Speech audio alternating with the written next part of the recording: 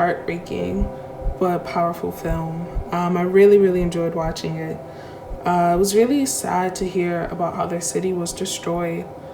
And it was also very heartbreaking because we can see how much it hurts him to talk about not only his city, but one of the most specific parts was his mom when he's discussing his loved ones and like losing his mother. You can see how heartbreaking that is for him.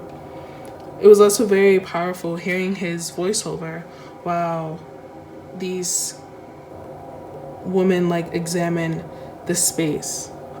They're like looking through it and we're flashing back between two women, and then we get to see them outside of the space in nature, and I think that was really beautiful, and it was just very powerful movement, and yeah, I really enjoyed this. This was a very touching piece of a walk into someone's past, and it had all those layers of time and emotion, the regrets and desires that I find really flood up when we start to explore our childhood and our hometown in ways that nothing else can really bring us quite to that emotional place.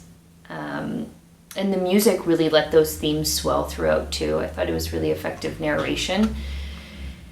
And I felt, it felt very authentic. I thought this one was really good. It's just a really touching, endearing story, told very thoughtfully, and the filmmakers here just sort of let that story live and breathe the way it was. There was some stuff going on in the second half, I guess for the sake of visual interest, as he's narrating, and there's some other things going on with other actors walking about and doing what they're doing. I didn't quite understand the purpose of that, but it kept things visually interesting.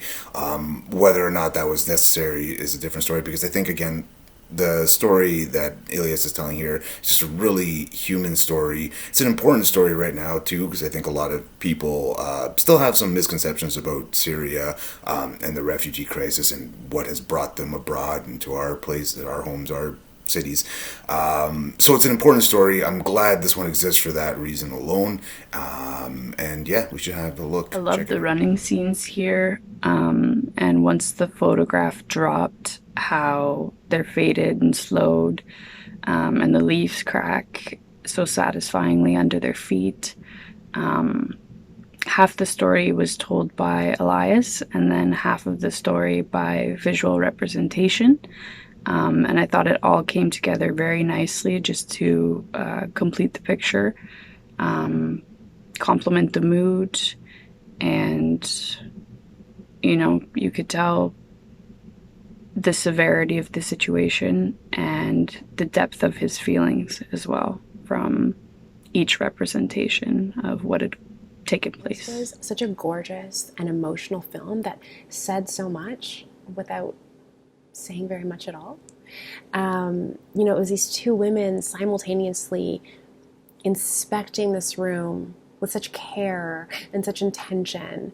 It was surprisingly powerful, and the actresses did an amazing job because you could really just read the thoughts in their eyes. You could feel their emotions along with them, and the care and time that they took to see and feel this room was just a thing of beauty to watch.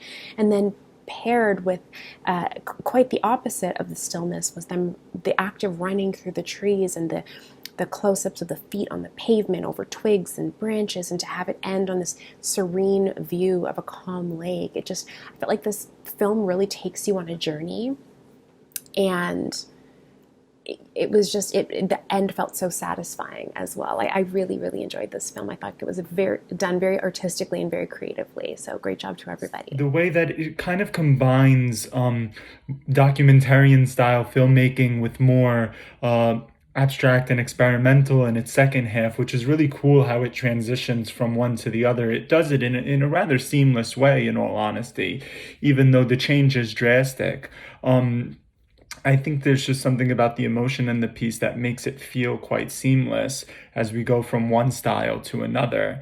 And we see a story, about family, about our roots, right? How they're grounded very much in the place where we're from, but oftentimes life uproots us and takes us elsewhere, or we take ourselves elsewhere.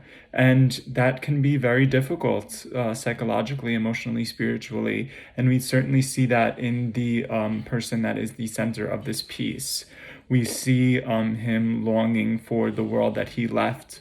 But clearly he is doing somewhat well in the world that he went to. So again, we see these pros and cons of being uprooted, of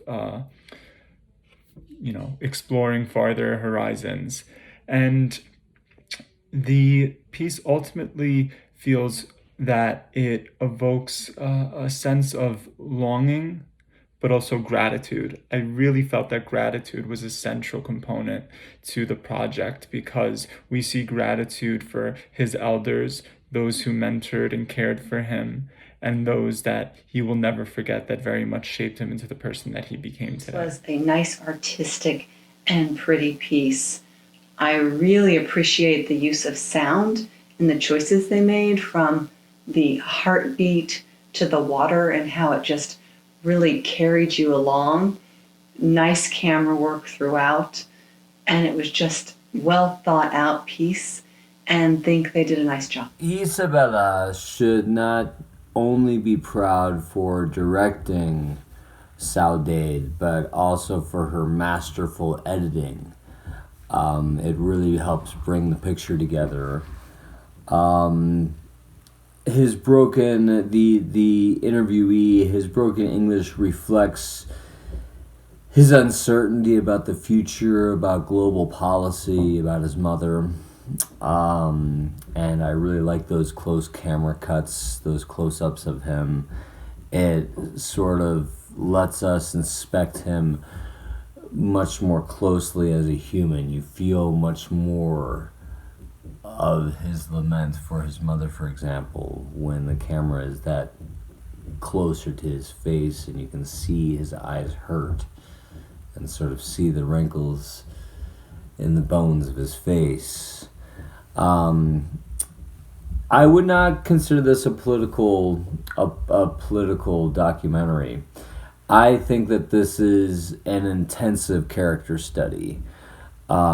Syria and the destruction therein is really background in this man's story. And from then on, in memory of Faris Abdouche, the story sort of becomes a much more cryptic and well-cut and well-edited storyline of a woman traveling through, of the actresses traveling through the forest. But the strength in this picture, I believe, is really in the first half, where he remembers and laments. And it doesn't really matter if he is Syrian. We all know the pain of losing those and not being able to help.